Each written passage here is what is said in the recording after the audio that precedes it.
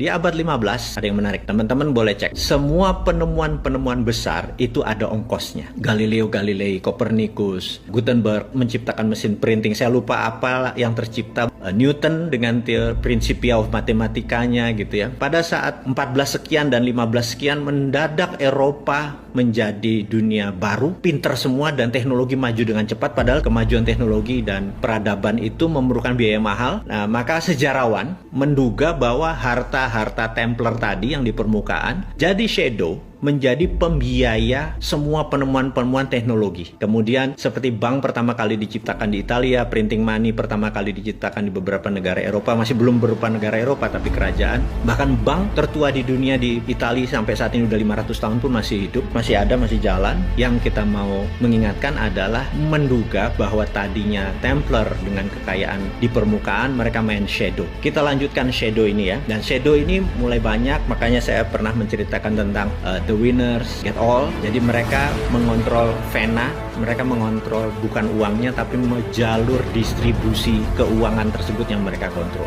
Kita tahu di abad 20, 1910 ya, kita lompat lagi 1910, waktu itu mata uang dunianya ada dua yang besar, yaitu pound sterling dan Swiss franc. Harus ingat, dan talipa nomor satu tetap pound sterling. Pound sterling menguasai 80% transaksi di dunia. Di awal-awal abad 20, tentunya abad 19 dia lebih berkuasa. Jadi teman-teman harus mengingat bukan dolar atau belum dolar. Di 1910 ada sebuah rapat yang sangat fenomenal. Jadi kalau di 1989 kita lompat sebentar ke Tiongkok, China. Di situ ada The Secret Meeting That Changed China tahun 89. Nah, tahun 1910 ini ada The Secret Meeting That Changed Dollar, ya dolar gitu ya. Jadi ada sebuah meeting besar di Jacqueline Island. Jadi teman-teman boleh cek Jacqueline Island 1910 gitu ya. Apa yang terjadi? Jacqueline Island 1910. Nah, di situ akan Anda lihat bahwa ada rapat yang luar biasa antara Partai Republik seperti sekarang ini lagi rapat dengan Partai Demokrat yang diinisiasi oleh keluarga Rothschild. Kita akan masuk sebuah nama nih, keluarga Rothschild. Oke, kemudian apa inisiasinya? Inisiasinya adalah meminta currency dunia adalah dolar gitu ya. Sementara pada saat itu Demokrat sangat cenderung miring ke Inggris atau ke Britania dan mereka sangat tidak setuju dengan mata uang menggunakan dolar. Walaupun dolar adalah dolar Amerika, tapi mereka merasa nggak akan bisa dolar mengontrol 80% transaksi dunia. Sama seperti apa yang dilakukan yuan pada saat ini dengan 1,7% dari nilai transaksi dunia. Kita tahu 70-80% adalah menggunakan dolar. Toto yuan menyatakan dirinya akan challenge Amerika. Jadi sama persis seperti apa yang dimaui Rothschild, yaitu walaupun pound sterling dan Swiss franc juga dikuasai Rothschild, tapi dia ke depan melihat bahwa dolar is the future, dolar is the sunrise. Nah, ditolak oleh Partai Demokrat karena waktu itu Partai Demokrat lebih dominan. Anda boleh cek di Wikipedia sekarang. Separuh dari Partai Demokrat, kongresmen dari Partai Demokrat dan senator dari Partai Demokrat itu ada di kapal Titanic. Dan kita tahu kapal Titanic siapa yang membiayai dan kemungkinan besar kapal itu ditenggelamkan. Dan kita semua tahu begitu rapat kembali untuk menyatakan dolar adalah akan menjadi world currency, Partai Demokrat hanya separuh dan kongres menandatangani semua. Akhirnya the winner is Rothschild gitu ya. Nah, kalau saya ngomongnya ngawur, Anda cek di Wikipedia. Dan kalau di Wikipedia di situ ada Jacqueline Island, ada 1910, ada Rothschild yang membiayai Titanic, ada separuh Partai Demokrat anggotanya mati di kapal Titanic, semua ada di Wikipedia. Bukan ngarang saya ini. Saya cuma teman-teman yang muda-muda yang belum ingat ya saya ingatkan aja. Ini pelajaran-pelajaran dasar. Mungkin saya ada miss waktu atau miss jumlah, tapi kita semua get the point lah maksudnya. Oke,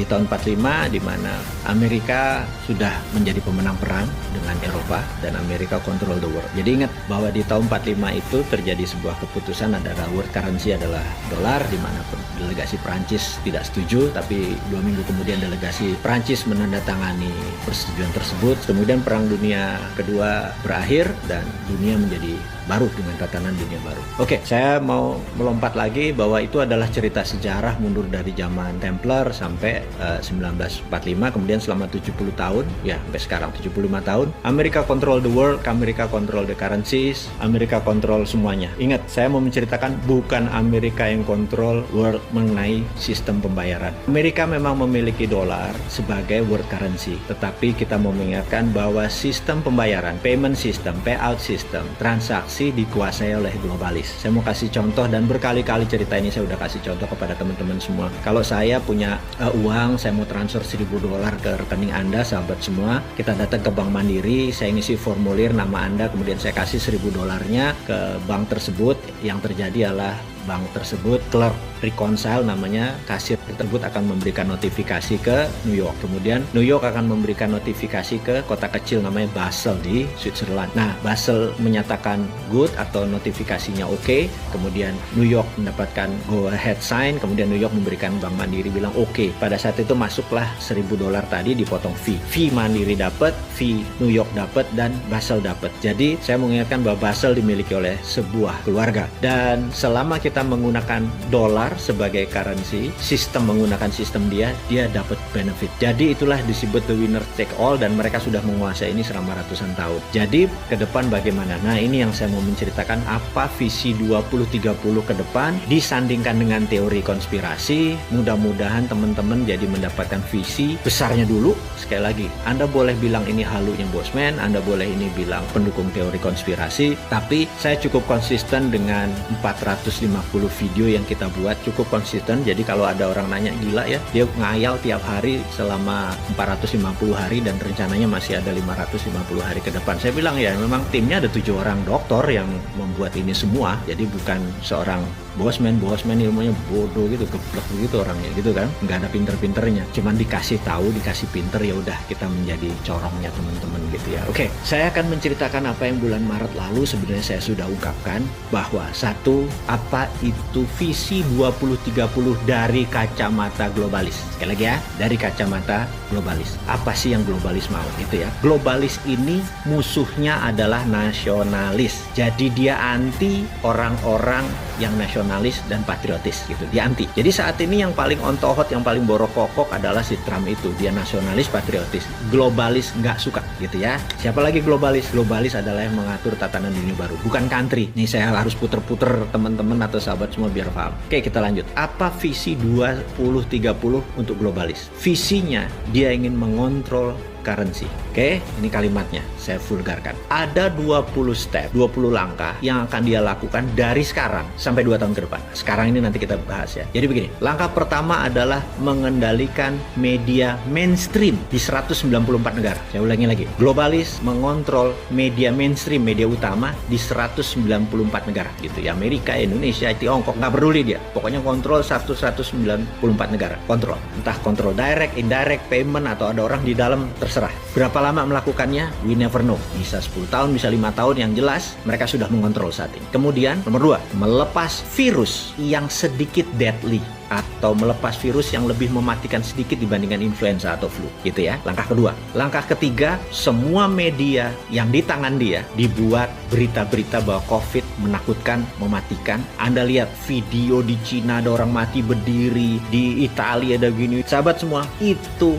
by design, itu propaganda ya. Nomor 3, create fear, menciptakan ketakutan. Keempat, menyarankan total lockdown, Nah, tujuannya apa? Tujuannya dia ingin memukul ekonomi hingga separuh dari transaksi di dunia saat itu gitu ya. Kemudian dia ingin 50% populasi dari tenaga kerja menjadi unemployed, tidak bekerja. Oke? Dan ini dipukul bergantian dengan total lockdown di beberapa negara gitu ya. Nomor 5, dia menyebarkan PCR yang sangat sensitif. Ini harus diingat lagi nih ya. Menyebarkan PCR yang sangat sensitif. Dengan kesensitifan yang sangat sensitif tersebut sehingga di mana-mana COVID ini menyebar seakan-akan sangat cepat gitu ya. Oke, saya lanjutkan lagi. Dan ini terus dipukul sampai November kemarin karena tujuannya adalah political tool untuk memukul Trump. Jadi Trump menang atau Trump kalah, tugas COVID dalam political tool sudah selesai. Tapi tugas COVID sebagai pandemic, sebagai economic tool, sebagai biological tool, pandemic tool masih belum selesai. Sekali lagi, political tool sudah selesai. Karena political tool sudah selesai, maka tugas COVID sudah berbeda nih ya. Sekali lagi. Dan ini yang harus diingat. Maka setelah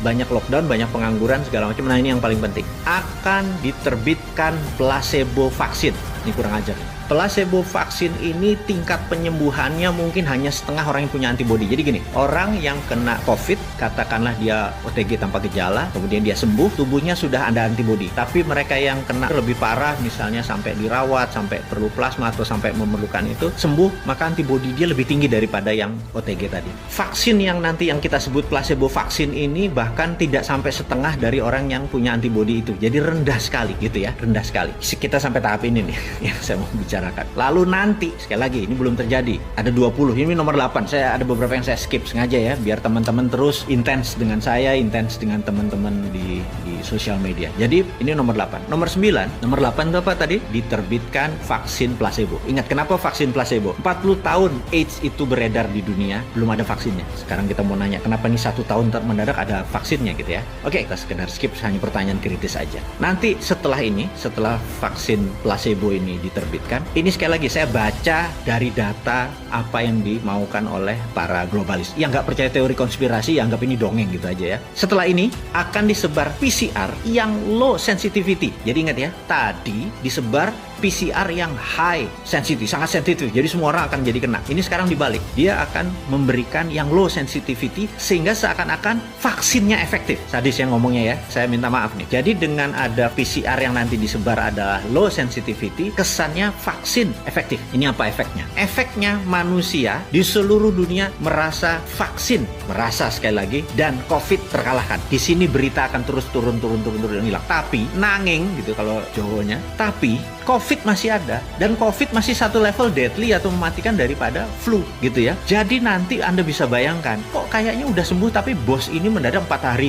isolasi mandiri, 21 hari isolasi mandiri, terus bergilir. Jadi tahun 2021 apa yang terjadi? Jangan harap Anda akan merasa bahwa ini udah take off. Anda di trap. Anda emang sengaja mau dikenain oleh kaum globalis itu supaya terpapar lebih dari 60% penduduk dunia. Itu targetnya. Dengan terpapar itu dengan tingkat kematian 3-4%, hilang berapa puluh ribu atau ratus ribu manusia. Itu tujuan mereka gitu ya. Dan sekali lagi, teori konspirasi Anda boleh nggak percaya. Wes sakarepmu, bosman kok gitu, nggak sakit hati kita. Lanjut ya. Nah, setelah tadi PCR tadi low sensitivity, orang lupa, orang keluar lagi, tapi waduh, yang sakit, yang terpapar yang kesana kemari makin lebih cepat. Itu maunya mereka, dan ekonomi makin berantakan karena kita makin kikuk. Kok ini lockdown apa enggak, PSBB apa enggak, makin kusut. Dunia ke depan itu makin kusut gitu. Nah, lalu siap apa yang mereka luncurkan? Mereka akan meluncurkan digital currency, ini yang sebenarnya mereka mau gitu.